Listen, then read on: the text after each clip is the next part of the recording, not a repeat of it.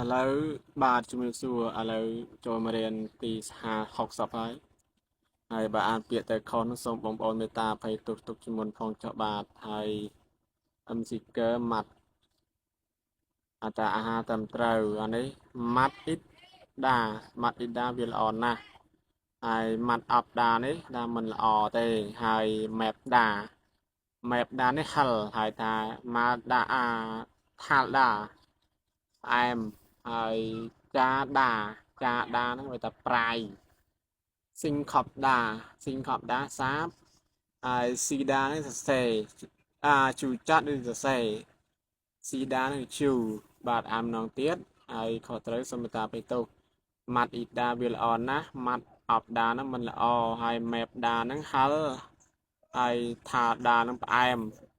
ចាដាប្រៃស៊ីងខប់ដាហ្នឹងសាបស៊ីដាហ្នឹងហើយថាជូចត់សរសេរហើយស៊ីដាហ្នឹងជូបាទបើអានទៅ